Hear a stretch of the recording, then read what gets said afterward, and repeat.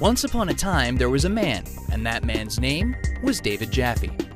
As with many in Los Angeles, he was a young film school grad waiting for his big break to just magically fall in his lap. And quite literally, it did. I left college, I had no job, no money, and I was sitting on the toilet reading EGM, and I saw that Sony ImageSoft, which was making Dracula, which was a cover story for EGM, was in my own backyard, and I loved video games, and I figured it would just be like a summer job. I called Rich Robinson, and I came in, and he's like, "Do you want to be a tester?" And I'm like, "Holy cow, yeah," and that's just how it all started. And I almost didn't get the job, because I looked at the SNES controller, because I had a Genesis, and there were more buttons than I had ever seen in my life, and the other testers were making fun of me saying, "Don't hire this idiot, he can't even fucking work a SNES controller." So, thank God, Rich, if you're out there, you know I owe you my career. Thank you so much. So it was that Jaffe began what was supposed to be a temporary gig to last him until his film career took off. Sadly, as with many in Los Angeles, his dreams of being a filmmaker never really materialized. But it just so happened that Jaffe's summer job would lead to one of the most accomplished and celebrated careers of another medium. To this day, David Jaffe remains one of the powerhouse forces in the video game world, a dynamic and sometimes controversial figure. Despite the ups and downs, his games remain some of the most memorable in the art form, several of which helped put Sony on the map. But the maker of some of the most gleefully violent games in history got his start with Mickey Mouse.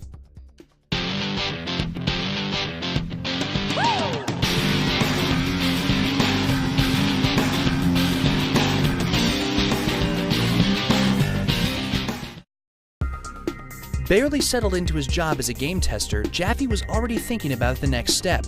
Why be testing games when he could be making them? He and another tester, Mike Guillaume, both felt that they would rather be creating the next great thing than just playing it. Fortunately for them, word came down through the grapevine that no less than Disney was coming to Sony ImageSoft to see if they could work together. Jaffe and Guillaume pounced on the opportunity, asking if they could be allowed to pitch. We worked weekends and worked nights, and we put a pitch together, and we got it. Disney said, "Yes, we want to make that game with you guys." And from there, Rich was like, "Well, he promised us we'd get promoted out of test and get into being assistant producers if we got it," and we got it. And but he did also say he'd take us out to dinner, and he never fucking did. So if you're watching, Taco Bell, I like Taco Bell. It's not a lot of money, you know. From jobless to game tester to game designer, all in less than a year. Not bad. Mickey Mania: The Timeless Adventures of Mickey Mouse released for the Sega Genesis and Super Nintendo in October 1994.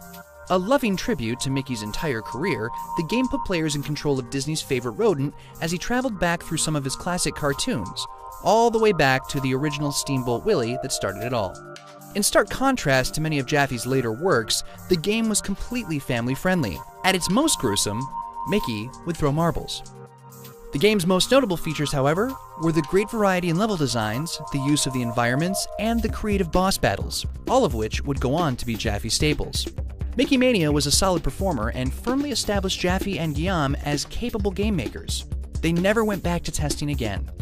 Soon enough, Jaffe, Guillaume, and their boss, Alan Becker, made a trip out to Salt Lake City to visit Evans and Sutherland, a well-respected computer graphics firm. While they traditionally made 3D simulations for big business and the military, they were interested in getting into entertainment. Only recently, games like id Software's Doom showed the world that gaming was going 3D. Evans and Sutherland wanted to get on board, bringing their proven graphical talents with them. The guys from Sony were blown away. The idea of making a game in 3 dimensions was just awesome, and besides, Sony would soon be coming out with its own console. It was a perfect opportunity for them to make something truly special together, something that had never been seen before, and in doing so, help their parent company sell PlayStations. All they needed was an idea. It came to Jaffe when he, Guillaume, and Becker returned to LA, and participated in that most LA of rituals. They got stuck in traffic. We were sitting in traffic after that trip in LAX, stuck in LAX 405 traffic, and we just started imagining, God, it would be so fucking great, like a lot of people in LAX or LAX traffic, to blow these fucking cars up with machine guns. And it was kind of like that, oh my God, let's do that, but do it in 3D. We got to make that game with these guys. And that was sort of the kernel of the idea. Between Jaffe's brainstorm and Evans and Sutherland's tech, Sony knew they had something on their hands and greenlit the proposal. Evans and Sutherland proceeded to create their own internal game development studio, Single Track Entertainment. In development, the game's basic premise, cars with guns, fleshed out a little bit more. The drivers were competing in a kind of supernatural tournament for the right to ask the host for one wish. In terms of gameplay, this meant players would choose one of several distinct drivers, each of whom had their own personalities and goals, not to mention their own crazy car. Throwing realism out the door, both the drivers and their cars were as over-the-top, psychotic, and borderline offensive as possible. Once the car was chosen, it would be battled against other cars in one of several arenas around the Los Angeles area. Each car, of course, had its own set of weapons and guns. Altogether, this meant that the title, called High Octane, combined popular elements from several different genres into one. It had cars, so it was kind of like racing games. It had guns, so it was kind of like shooters. And it had a memorable cast that were all different yet balanced, so it was kind of like fighting games too. All running on Single Track's custom engine. Under the leadership of David Jaffe from Sony and Scott Campbell from Single Track, the game was finished for a November 1995 release, only 2 months after the PlayStation debuted in the West. They had done it for a grand total of $850,000, an incredibly low number, even by the standards of the mid-90s. And it made that money back almost immediately. Now called Twisted Metal, the game became one of the very first hits on Sony's first console and helped to establish the newcomer as a solid gaming brand. While the core concept was brilliant in its instant appeal, the sinister and more disturbing tone of the game was considered then, and now, as a watershed moment for the industry.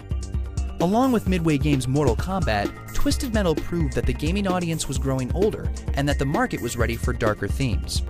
In the end, Twisted Metal sold 1 million copies in North America alone. Jaffe had crafted his first hit. So he did it again! Twisted Metal 2 came out a year later and was broadly considered to be almost exactly the same, but better.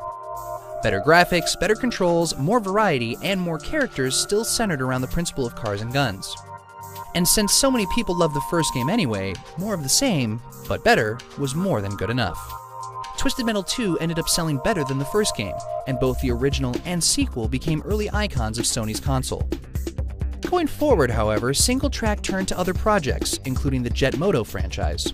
Development on the new Twisted Metal game shifted over to 989 Studios, Sony's internal development studio in Foster City, California. While Jaffe was credited in both Twisted Metal 3 and 4, he was largely hands-off with their production. It's probably not a coincidence that fans reacted negatively to the new Twisted Metals, which were considered inferior in pretty much every aspect. Around this time, Sony began work on its follow-up to the PlayStation 2.